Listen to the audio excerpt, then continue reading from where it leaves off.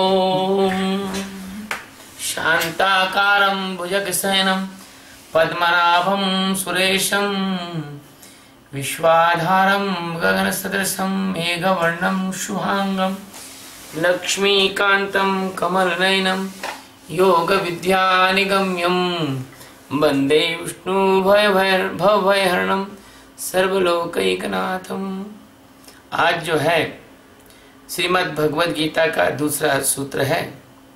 ऐसा है कि दृष्टा तु पांडवानीकं व्यूढ़ं दुर्योधनस्ततः आचार्यमुपसंगम्य राजा वचनम अब्रवीत।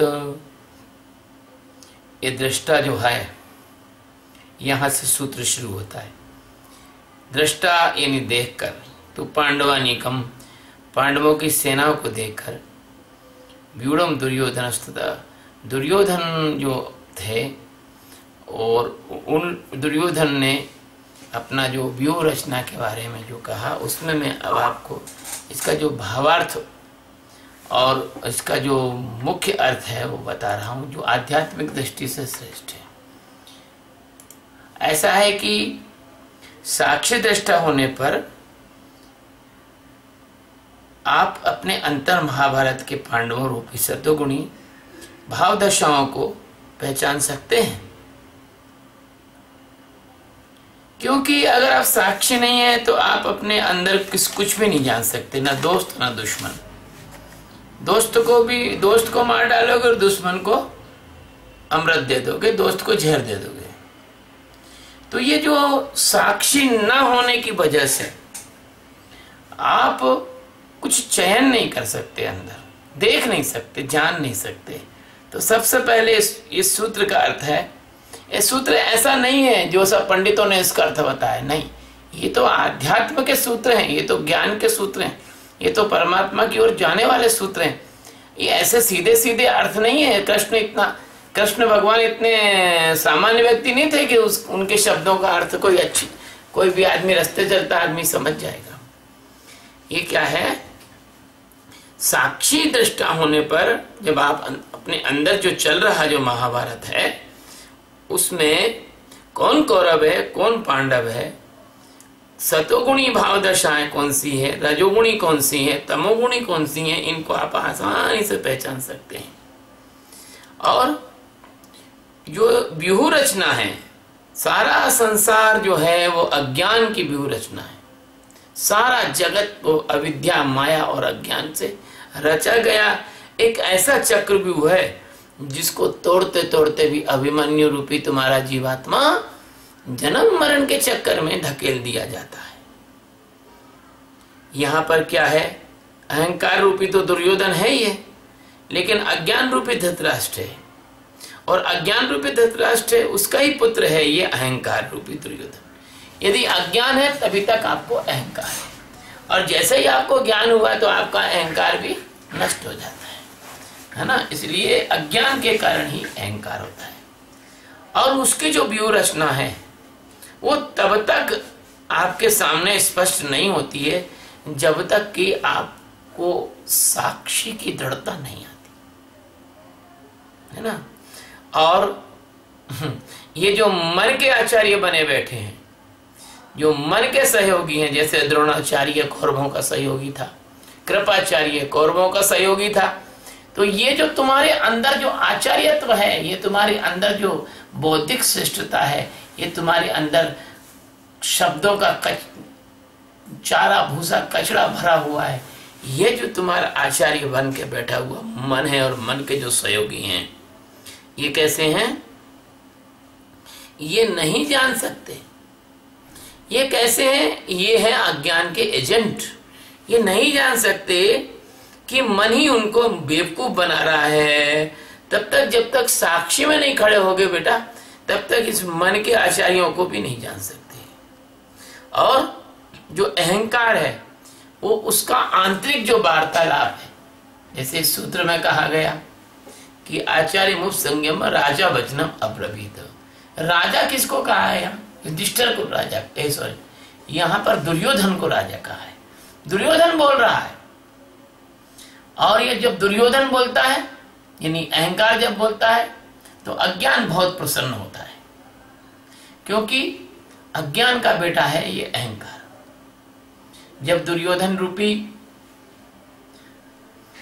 अहंकार यानी मिथ्या में जीव फंस जाता है तो अज्ञान कहता है वाह ये अच्छा हो रहा है। जैसे कुत्ते के पिल्ले बेचारे जिनकी आंखें नहीं खुली होती, वो कूं कूं कूं कूं करते हुए कहीं भी किसी भैंस के पीछे ही चल देते हैं, भले वो भैंस पैर रख दे उनके ऊपर, लेकिन उनको पता नहीं होता। ऐसे संसार के जीव अज्ञान के कारण, अंधे होने के कारण, अविद्या रूपी जो है खतरों में, अविद्या रूपी जो है चक्रव्यूह में, अविद्या रूपी जो जीवन और मृत्यु के वर्तुल हैं उनमें भ्रमते रहते हैं, जन्मते रहते हैं, मरते रहते हैं। तो यह जो अज्ञान है आपका, यह जो अंधापन है आपका, इस अंधेपन का और सहयोगी है अहंकार। इस अंधेपन का सहयोगी है ये आचार्य लोग। कौन से? कृपाचार्य, द्रोणाचार्य इत्यादि। ये कृपाचार्य जो तुम्हारे हैं वो ऐसे हैं जो गुरु की कृपा को चर जाते हैं। गुरु कृपा करता है और बुद्धि अंगा फसंगा डालती है और सारे गुरु महाराज की कृपा को चर जाते हैं, खा जाते हैं। ये गुरु महाराज की कृपा को काम ही नहीं करने देते। और द्रोणाचार्य ऐसे हैं तुम्हारे, ये दोने भर ज्ञान है, जरा सा ज्ञान है और उसको पहाड़ भर समझकर अहंकार में फूले फूले फिरते हैं।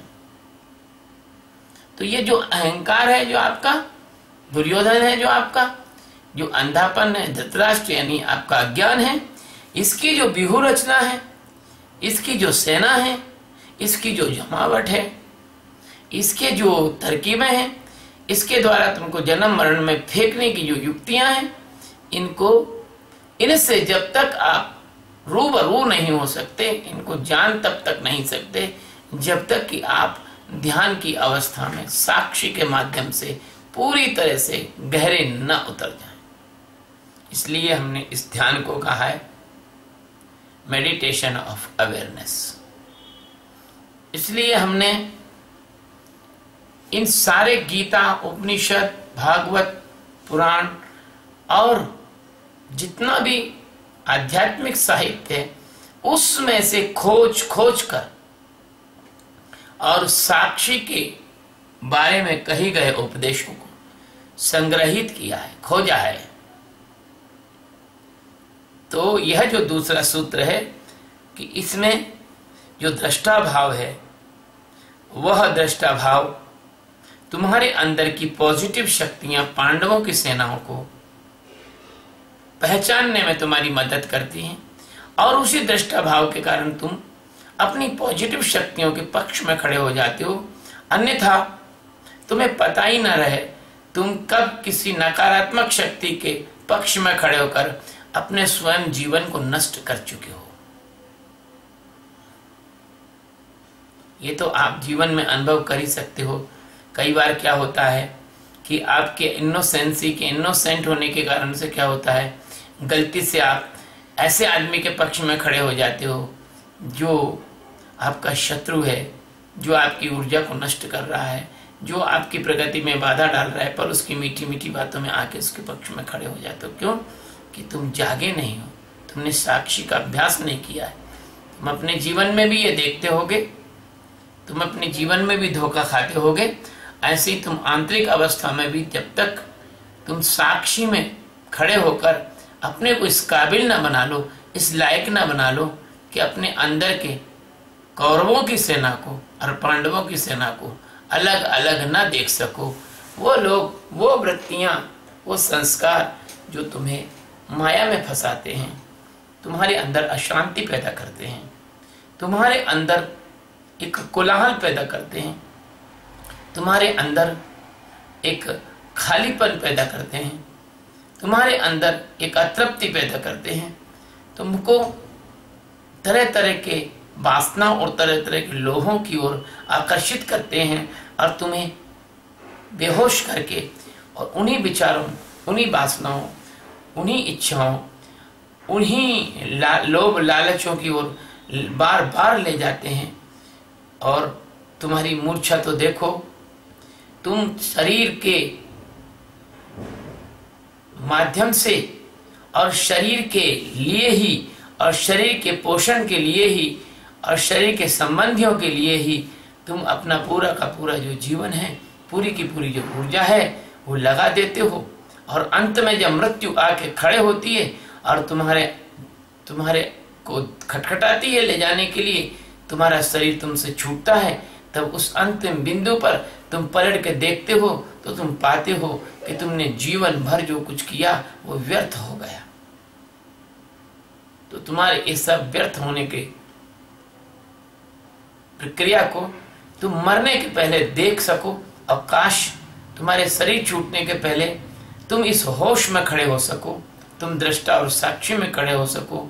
यह गीता का दूसरा सूत्र इस ओर संकेत करता है कि दृष्टा तु पांडवानीकम। अरे जिज्ञासुओ, देखो तुम्हारे अंदर 5 ऐसी महाशक्तियां हैं जो तुम्हें परमात्मा की ओर यात्रा कराने में मदद कर सकती हैं। उनकी सेनाओं को देखो, उन शक्तियों की सेनाओं को देखो, जहां कृष्ण सारथी बने हुए हैं, जहां हनुमान पताका में है, जहां रथ ऐसा है जिसको कोई तोड़ नहीं सकता, जहां घोड़े दिव्य हैं, उनको देखो, उन शक्तियों को देखो जिसके पक्ष में कौन कौन खड़ा है। जहां नन्हा मुन्ना अर्जुन मतलब जो है अभिमन्यु भी और तुम्हारे इस युद्ध को जिताने के लिए अपने प्राणों का उत्सर्ग करता है, ऐसे तुम कितने नन्हे मुन्ने बच्चे बनकर जन्म ले लेकर, और अगर तुम परमात्मा की ओर उन जन्मों में थोड़ा थोड़ा भी चले हो तो वो तुम्हारा थोड़ा थोड़ा चलना भी और यहाँ पर काम आएगा वो संस्कार। यदि तुम साक्षी और ध्यान में खड़े होगे तो पुनः तुम्हें वो मदद करेंगे पिछले जन्मों के शुभ संस्कार, अच्छे संस्कार।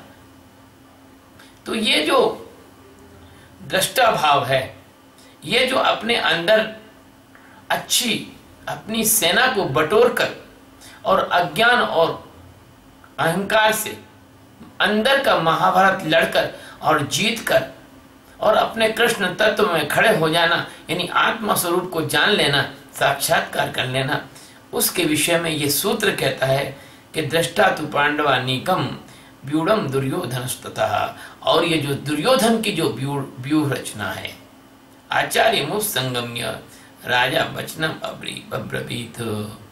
और जो आचार्य है तुम्हारे अंदर, ये आचार्य मुख संगम्य, आचार्य जो हैं ये क्या कर रहे हैं, ये इसी दुर्योधन की मदद कर रहे हैं। तुम्हारा जितना पढ़ा लिखा, किताब पढ़ा, प्रवचन सुना, भाषण सुना, पूजा पाठ किया हुआ, रामायण पढ़ी हुई, कोई भी चीज तुमने जो पढ़ी है, जो भी शब्द तुमने आज तक पढ़े हैं, ये शब्द तुम्हारे कोई काम नहीं आते, बल्कि तुम्हारे गले की फांसी बन जाते हैं। तुम्हारा ये शब्द जो है, तुम्हारी ये पुस्तकें हैं, तुम्हारा ये पढ़ना है, तुम्हारा ये लिखना है, तुम्हारा ये सुनना है, यह सब कुछ माया के अंतर्गत आने के कारण ये तुम्हारा जो आचार्यत्व है, ये तुम्हारे लिए परमात्मा की ओर जाने में उल्टा सहायक न होकर बाधक हो जाता है। और यह जो तुम्हारे अंदर ये झूठ मूठ कर राजा बन के बैठा हुआ है, ये जो अंदर जो अहंकार तुम्हारा राजा बना हुआ है, ये अज्ञान जो तुम्हारे अंदर एक सम्राट का रूप लिए बैठा है और अहंकार उसका राजकुमार है, ये सारी जो चक्रव्यूह की रचना है, ये अज्ञान की, अविद्या की, माया की, और इस जगत में, इस भव सागर में फंसा के मार डालने की रचना है। इसलिए ये सूत्र गीता का दूसरा तुम्हें साक्षी की ओर जाने का संकेत करता है। इस सूत्र का यह अर्थ आज जो किया है, बस उतना ही अर्थ मतलब आज आ रहा है, बस उतना ही कहा जाएगा और जबरदस्ती इसका अर्थ खींचा नहीं जाएगा। शिवोहम।